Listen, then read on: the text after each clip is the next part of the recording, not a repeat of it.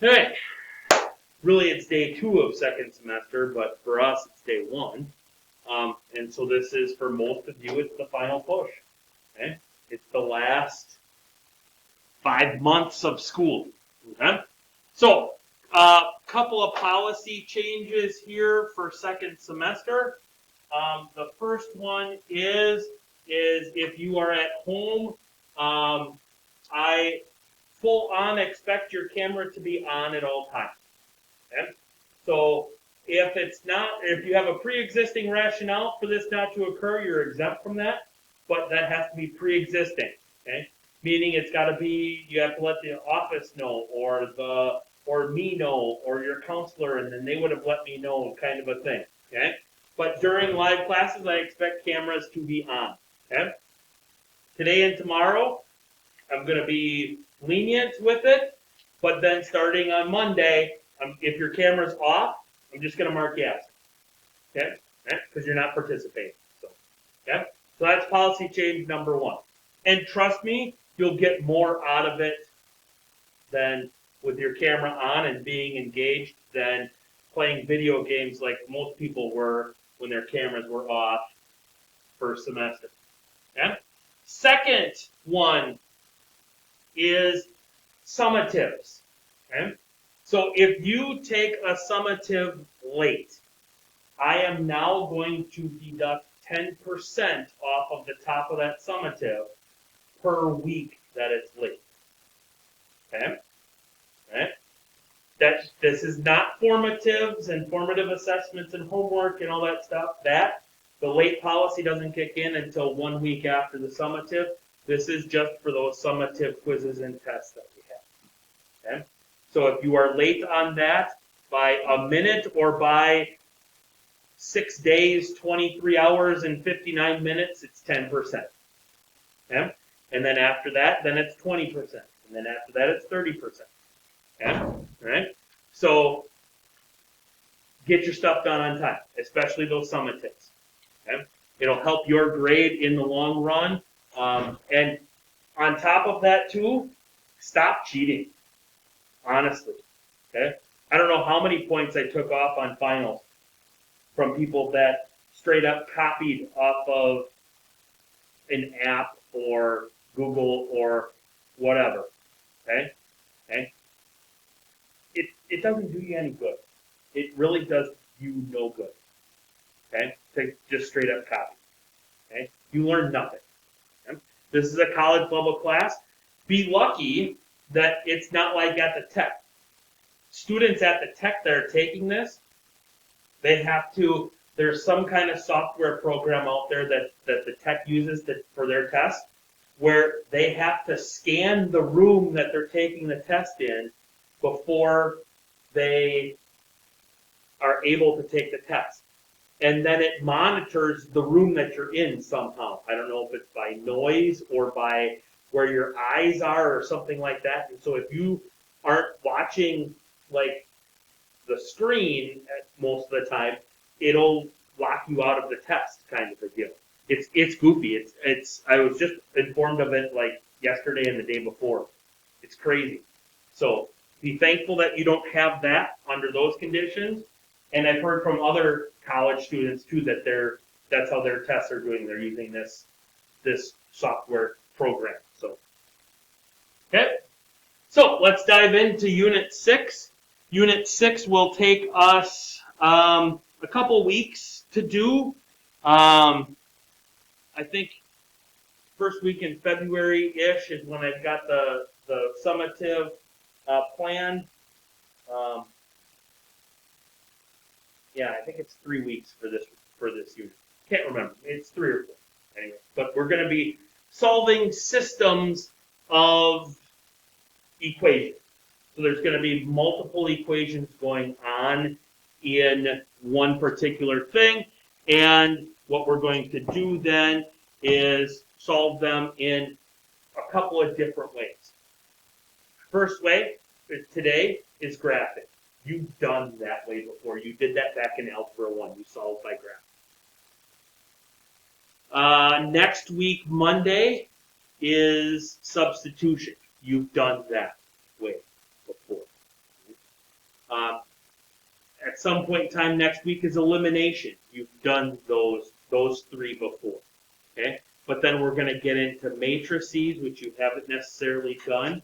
And we're going to get into solving systems of linear inequalities. I don't remember if I've got Cramer's rule in there or not, but that's another way. So we're going to add more tools to your solving toolbox. Okay? So with that being said, let's talk about the three answers that you will get this entire unit. Okay? So when you're solving a system of equations, you only get three potential answers. Okay? The first potential answer is that you will get. Why is this jumping around now? You will get. I guess I can't get that dot right on there. Okay, but so that dot is supposed to be on there. Unlock.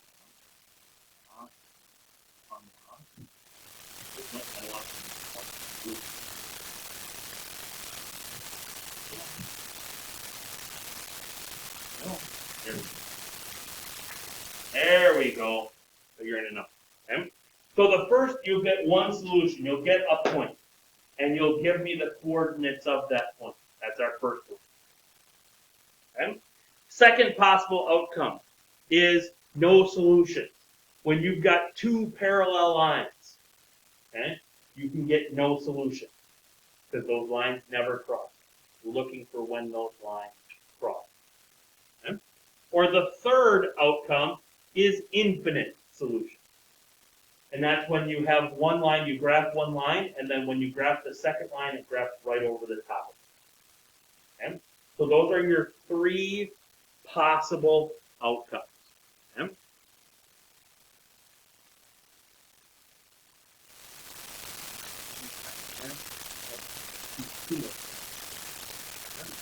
Three possible outcomes. One solution, no solution, or infinite solution. Okay? Three possible outcomes. Okay? So, how can we graph lines? Well, you've learned three different ways to graph a line at some point in time in your toolbox. The first way that you know how to graph a line is the old standard y equals mx plus b method. Okay? So on that one, we graph the point 0, comma b, and then find more points.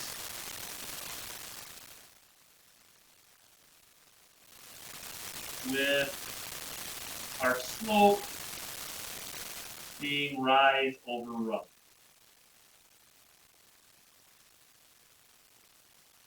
Tried and true method. You've done it hundreds of times to get to this point in time in your mathematical career. Okay? You've done that many, many times. Okay? Second method is the old reliable T-chart, where you can pick some x's or pick some y's and plug it back into the equation and get the other value and then plot those points. Okay? Works any function that you may have. It works. You're good to go with that. Okay? And the last method is the intercept method.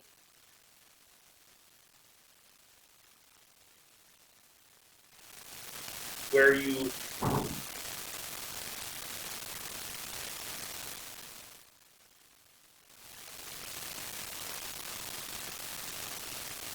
plug 0 in for x to get your y-intercept.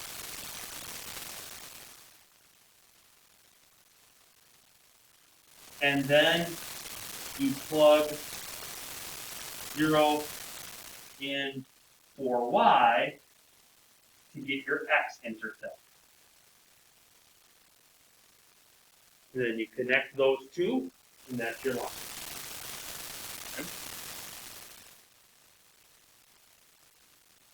easiest of them all is number 1. Easiest is number 1. Okay? So those are the 3 methods that you have for graphing a line. Okay?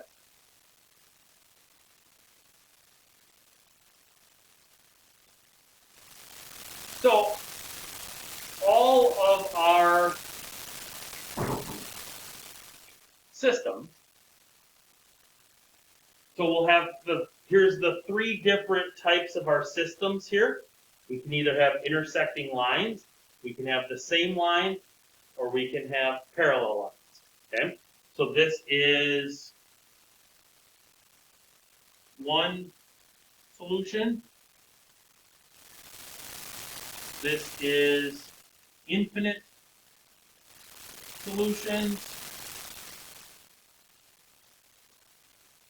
And this is no. Yeah? Here's the cool thing that you can tell. You can tell the answer right away.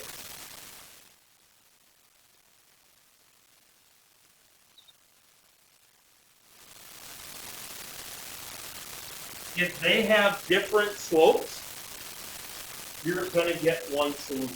So when you put it in y equals mx plus b form, and those m's are 2 different numbers, you got one solution. You just got to find it. Yeah? Doesn't even matter what your y-intercept is. Okay? The only thing that matters is that you have different slopes, you're going to get one solution. Okay? If they're the same line, then you're going to have the same slope and the same y-intercept.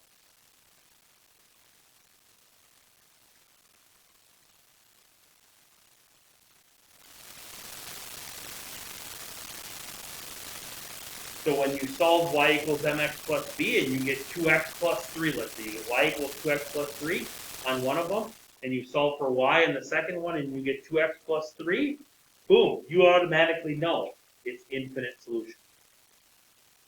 Yeah?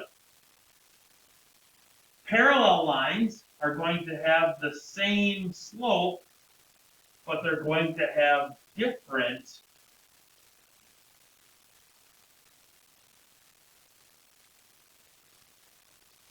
y-intercepts.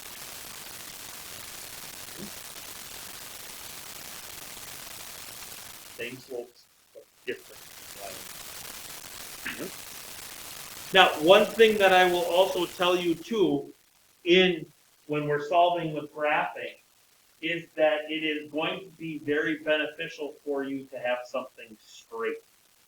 ID, ruler, edge of a notebook, side of your phone, something along those lines.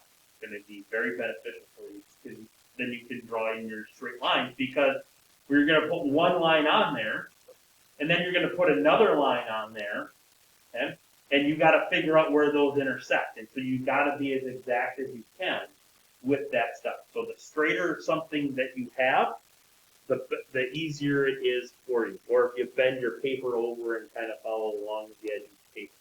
Okay? Let's get into one here now. Okay? So we need to graph these 2 equations on the same graph in order to find the solution, and then we need to state that solution. Okay? So that's what we're going to do on all of these graphing type problems. Oops, I forgot to classify. We don't do that anymore.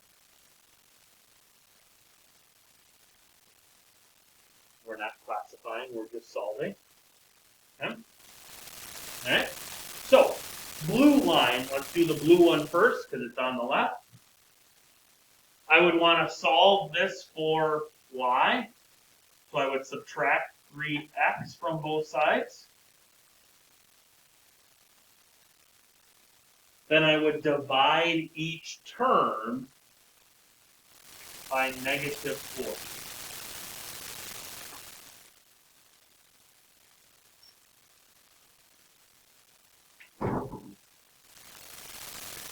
When I do that, I get y equals positive 3/4 x minus 2. Agree? So to graph that line, I'm going to go down 2 from the origin, put a dot. Then I'm going to go graph my line of 3/4. So I'm going to go up 3 and right 2. Excuse me, right 4. 1, 2, 3, 1, 2, 3, 4. 1, 2, 3, 1, 2, 3. If I didn't like to go up and to the right, I could go down and left.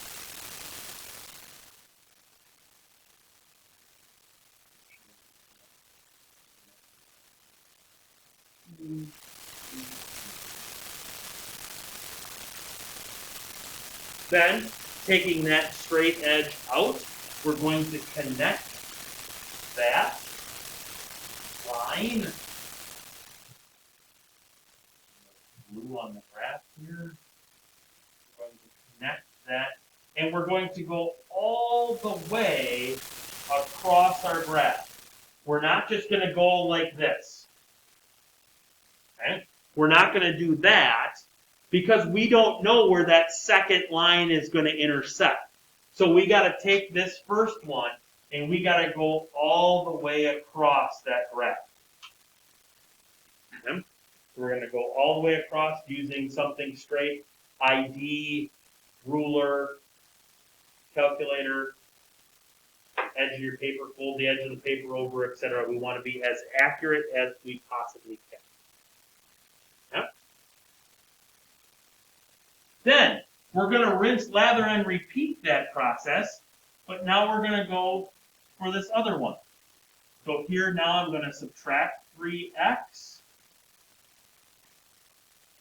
That's going to give me 4y equals negative 3x plus 16. Divide everything by 4.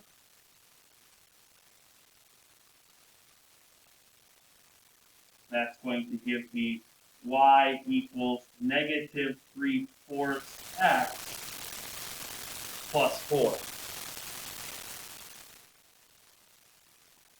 Before we graph it, looking at my two slopes, right there and right there, my two slopes are different, so I know that I'm going to be getting one singular solution for this particular one.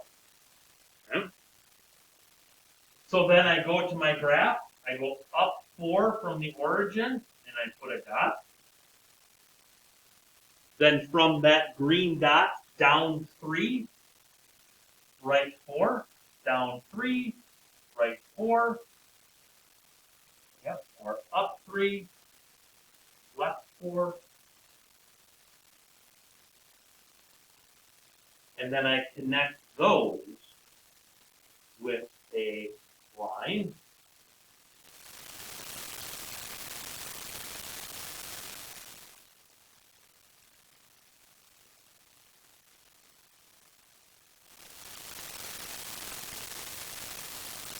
And my solution is going to be where those lines intersect.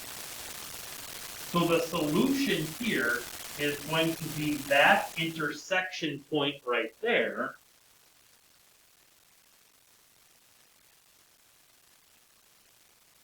Which is the point 1, 2, 3, 4, comma 1.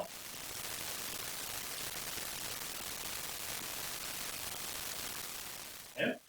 Now, very important, and one of the reasons that I don't need to post answers to any of the homeworks in this unit is you can tell if you're right or not by checking your work. If you plug 4 in for x and 1 in for y back in your two original equations, you would get 3 times 4 minus 4 times 1, and you get 3 times 4 plus 4 times 1, and that should equal 8 and 16. 3 times 4 is 12, 4 times 1 is 4, 12 minus 4 is 8, checks out there. 3 times 4 is 12, 4 times 1 is 4, 12 plus 4 is 16, checks out there. Okay? 15 seconds to check to know if you're right or if you're wrong. Not that big of a time commitment to determine if you're right or wrong. Okay? So what I'd like you to do now is I'd like you to solve this one using graph. First one is already in y equals mx plus b form, so I'm going to start up 2, then I have a slope of negative 3, so that is down 3 and right 1. 1, 1, 2, 3, 1, 1, 2, 3, 1, or up 3, 1, 2, 3, 1. Okay. That line.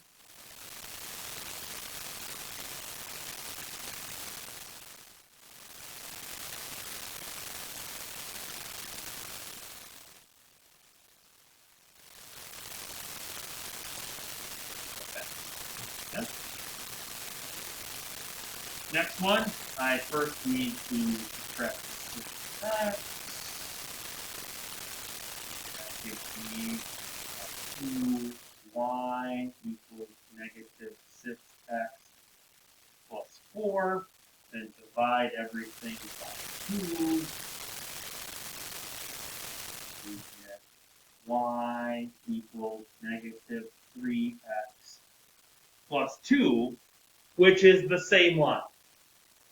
Right? So I could put that one right over the top. But it will deliver that. So my solution here is infinite.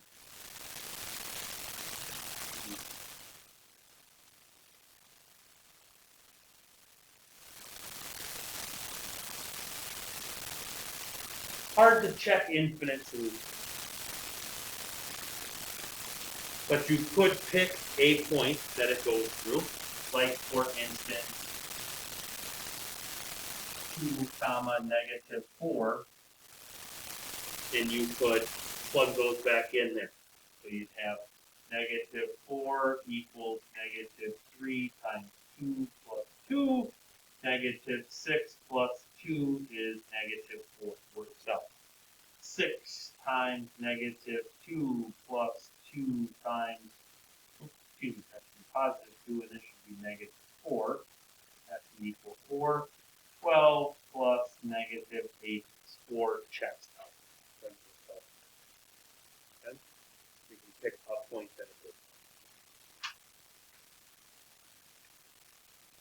Try that one.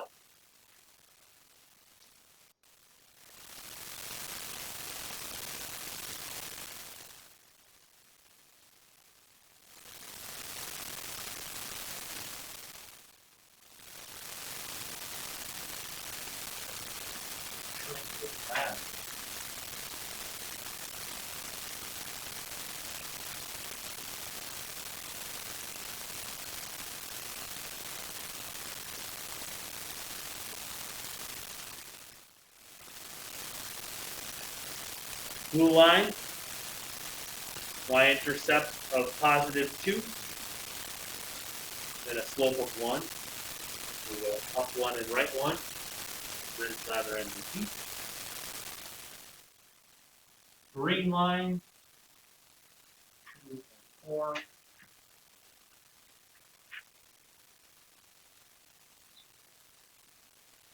Also with a slope of 1.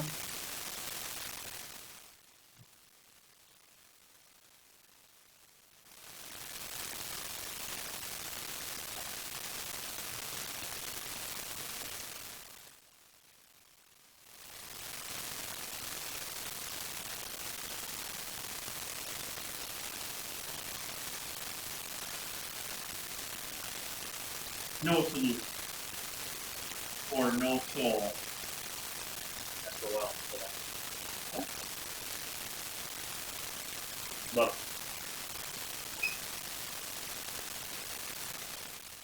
Try that one.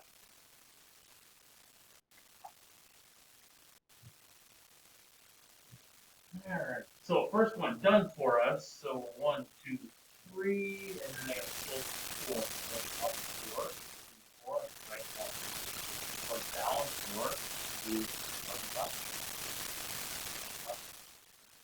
4, up, up.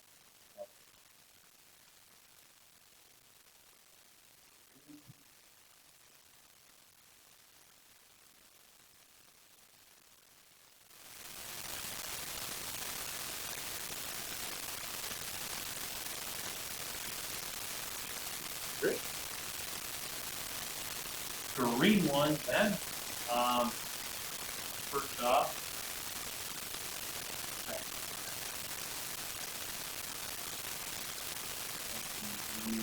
-5y, -10x minus 15.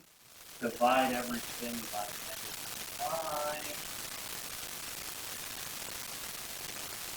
And that gives us y equals 2x plus 3. I would say. Up 3. And then the slope of 2 is up to right 1, or down to left 1.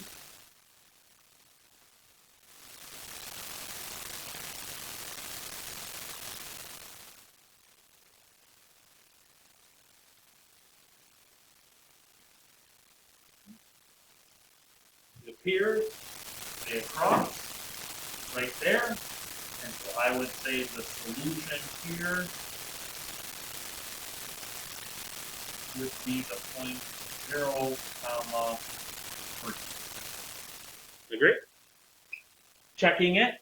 If I plug 0 in for x, I get 4 times 0 is 0, plus 3 is 3, so I get 3, comma 3 in the blue one. If I plug in 0 for x, I get 10 times 0 is 0. Plug in 3 for y. 5 times 3 is 15. Negative 15 is equal to negative 15. Checks out. I know. Yeah. Yeah. Love it. There are 2 graphs for you to do on this week's homework. They are numbers 2 and 3. For some reason, I went goofy on the homework and just didn't put them both at number 1 and number 2. So 2 and 3 you can do, and then that homework will do the other page tomorrow, or the other inequalities tomorrow, and then that homework will be due Sunday. Okay? That's all I got. Unless there's any questions, thanks for playing along, and we'll see you tomorrow.